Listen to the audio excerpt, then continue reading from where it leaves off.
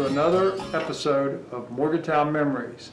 Today we are on location during this pandemic at the Scotch Run Museum in Osage, West Virginia, to talk to creator and administrator of the museum, Mary Jane Coulter. It's a pleasure to be here with you today. It's good to have you here. Please tell us about yourself. Aside from being the director of the Scotch Run Museum, I'm a mother of one daughter, a grandmother of three grandchildren. I'm a sister to 5 surviving brothers. Prior to being the director of the Scotch Run Museum, I retired from the Mon County school system, 35 years. I had planned to travel after retiring. However, fate has a way of altering your schedule. And I ended up here in the museum, and that is something that I'm very happy with. And it has been quite an educational venture. I have lived in Scotch Run all of my life. However, I thought I knew everything about coal mining and the background of coal mining, but I have learned double that since opening the museum. People come from not only Mon County or the state of West Virginia, they come back to Scotch Run, to the museum, after hearing about it, and from California, Texas. I've had people come from all over the country and out of the country. These are people that grew up and went to school at Cass Junior High and Osage Junior High, and left to join the service or left to go to different industries across the country, the auto industry, the steel industry, and have retired and want to come back to their home place. And it's always really heartfelt when I see someone come in and they look at all of the artifacts that are here, and they're reminded of their childhood in Scotch Run and tell stories. That is a big part of this museum, is to come in and sit down and have coffee or something to eat and tell about growing about your childhood in Scotch Run. And it's very enlightening. In the 7 years that we have been here, I have really been happy with my stay here. How about being the only girl growing up with 8 brothers? The plus was being the only girl living in a coal camp. I was able to get in the number 2 tub first. But the negative was I have a memory of being the only girl at an 8th grade prom without a date. And then the boys would ask me to the prom due to being afraid of my brothers. So I think that kind of sums it up. Did you play a lot of sports having all those brothers, or go fishing with them? No, I was the cheerleader type, and I was a cheerleader at Osage Junior High. How did your brothers treat you? Possessive, and I think they had that coal mining mentality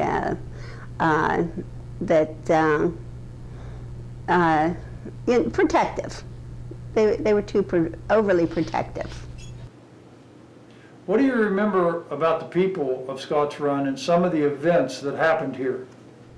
Well, I remember, I spent a lot of time with my best friend in growing up, and we rode bikes, and when we became teenagers, we always came downtown. We lived up on Osage Hill. And we would come downtown a lot, and there were lots of beer gardens in Osage at one time. And we not only spent a lot of time peeping through the windows in the beer gardens to see the adults make fools of themselves and make fun, but we spent a lot of time at the shack, roller skating and going to the pool and dances at the shack. And we had the opportunity at that time, which I wish that was still open, for kids to have activities at the settlement house. We did go to the settlement house a lot, and after school, and the boys could go to the gym downstairs there and play basketball. And I remember being in plays at the Scottsburn Settlement House. But what I mainly remember about adults, if you got into any kind of mischief, you didn't need to, you had to worry about your mother finding out throughout the camp, because you couldn't get by with anything, because the other coal camp women always had a watchful eye for you, and their word was gospel. You didn't have your mother say, oh, that they were making something up on you. You had to worry about them just the same as you did with your mother. What about your parents? During my time of growing up, I spent 50% of my growing up years with Mary Jane Gusty, who was my namesake and was my mother's best friend. My mother was ill a lot, and what I think now, looking back on it, she probably suffered from bipolar, which wasn't, at that time, wasn't diagnosed. And so I spent a lot of time with with the Gusty family. And when I lived with them, it was an upper, well, middle class family. They had inside plumbing and hot water, hot running water, and lace curtains and parties and things like that. But then my mother was a single parent that lived on welfare at the time, so that it was two entirely different households. And like I mentioned before, the tin tub, and the only utility that we had was electricity and cold running water. But I learned skills from being in that house also: scrubbing, using a wringer washer, doing dishes, cooking on a coal stove like I have right here at one point in one of the coal camp houses. But those two hats prepared me for life, because I have had both hats on, and I do well. Well, I think I'm a worldly sort because of that kind of a background. How about the coal industry back in that time? What was going on around here? Well, at that time, I used to think that having a train come through the middle of town with coal dust flying everywhere was kind of neat. But as an adult, I realized the environmental toll that that played on people, even myself. I feel that my breathing was not only due to smoking for years. I haven't smoked for 21 years, but living in a coal camp, I think that brings a lot of health problems to the residents of all coal camps, really. But until the coal industry started faltering and the mines started moving out, we had throughout the years from the 30s, 40s, at one time there was 2 theaters here, 3 or 4 grocery stores, pawn shops, a jewelry store. It was quite a booming area for a lot of years during the coal mining boom. But when that started happening, well, in the 60s, not only the coal mining that was faltering, but especially the Osage was cut off, and the population diminished when the I-79 was built, and a lot of the houses were bought up, and it has become a sleeping town now. It went from a booming town that at one time, that was before I was born, but I hear stories here at the museum, there would be as high as 2,000 or 3,000 people on the streets in Osage shopping and going to the restaurants and the bars and mingling, and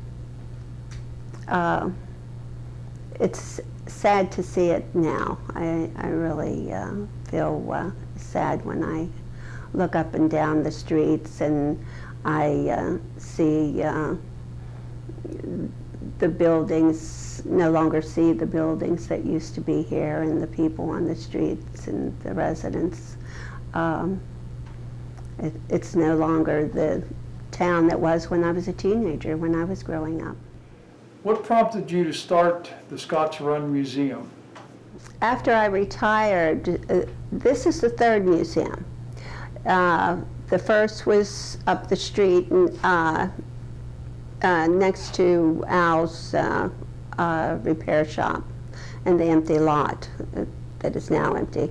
And then it was moved to the community building over in the park area.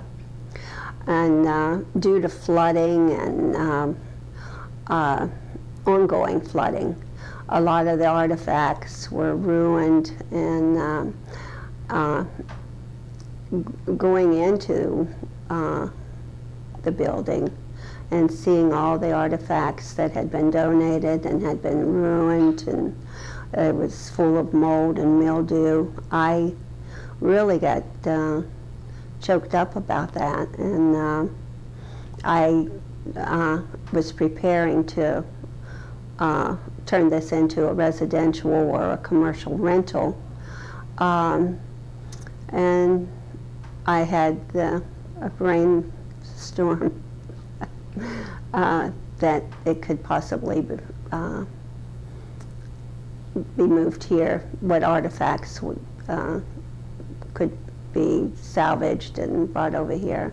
And I gave the group an offer they couldn't refuse, free rent.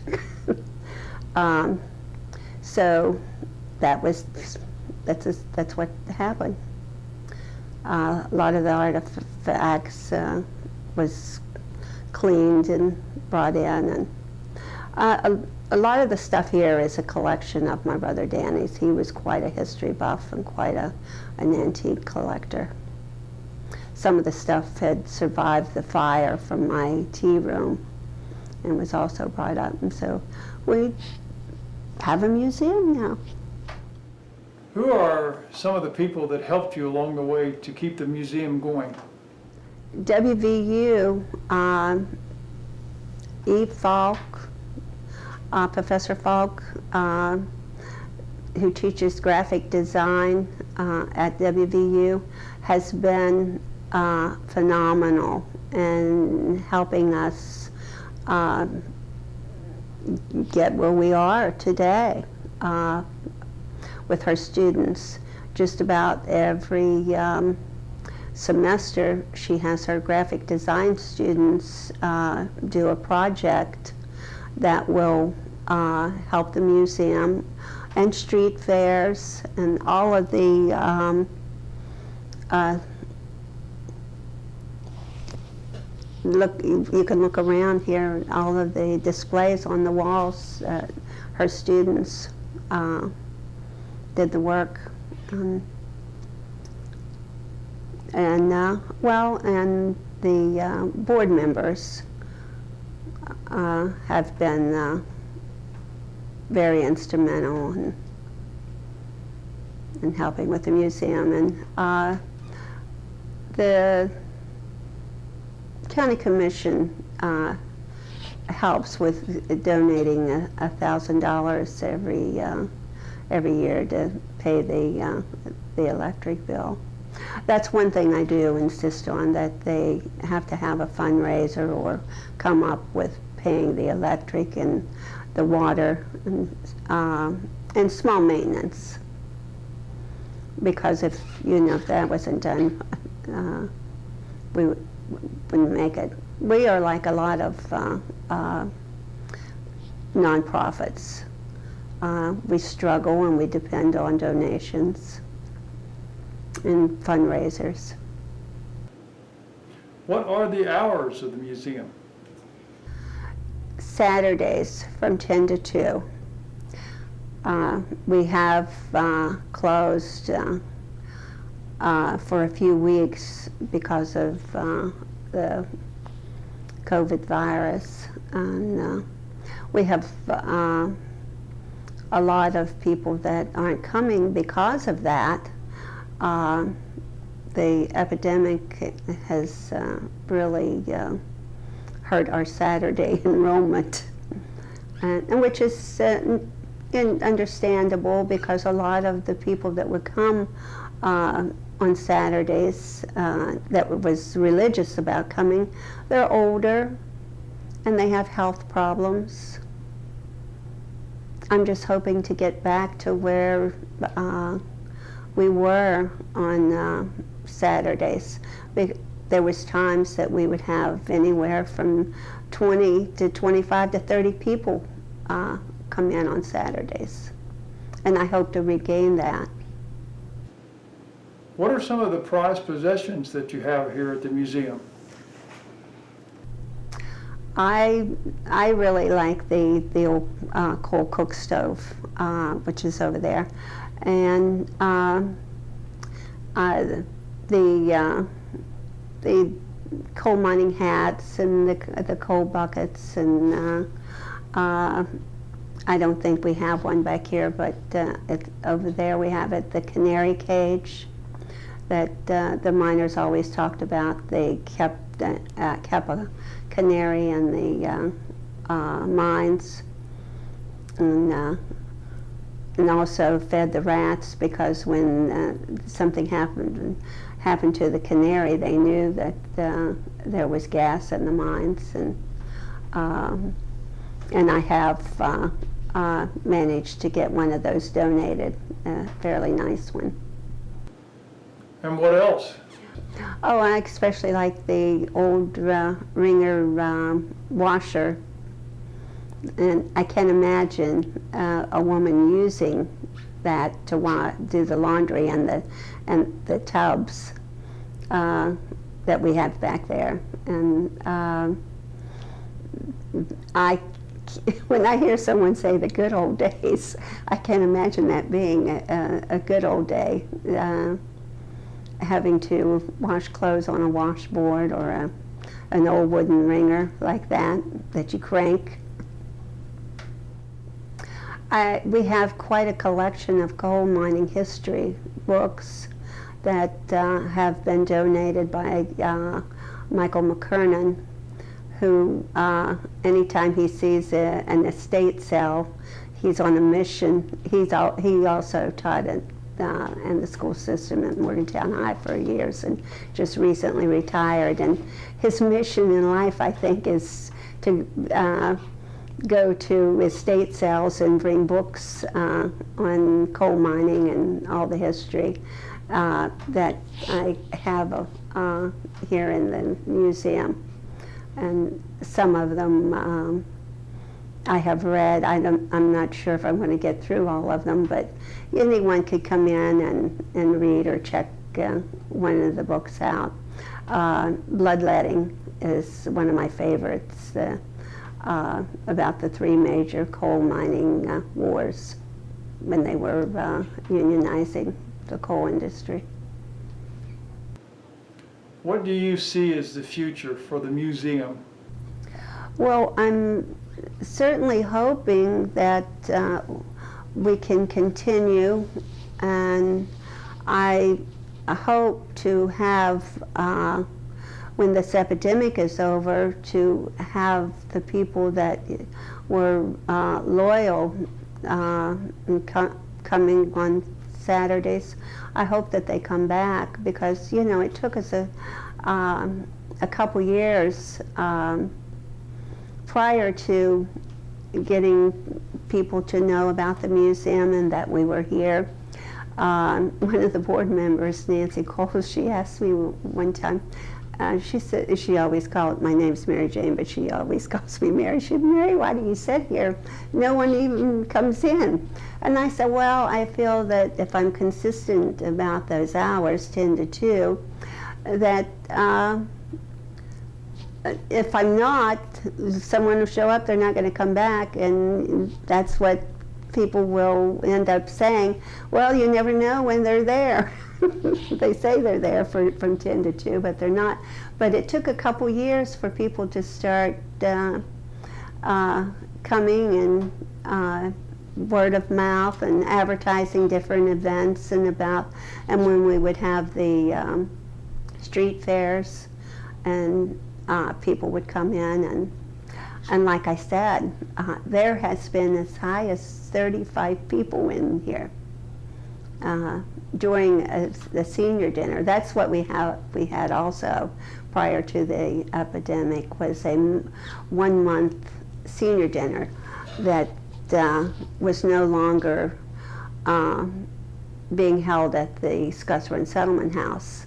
And my brother David and Nancy, they were kind of upset because they were no longer having it. So we started having it here. It was a potluck. Everyone brought their own meal and to contribute, and I hope to recapture that. The epidemic has really put a damper on things.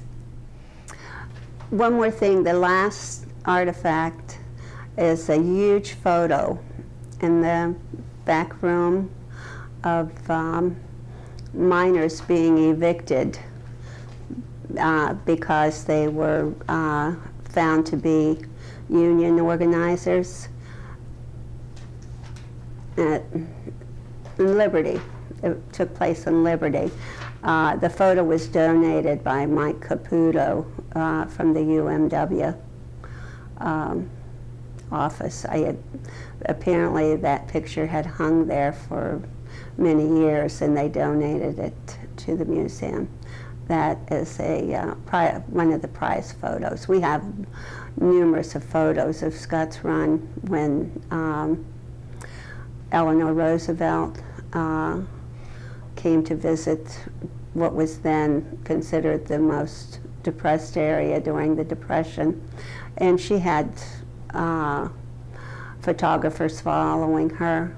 I have a lot of those photos for people to see. I feel that is a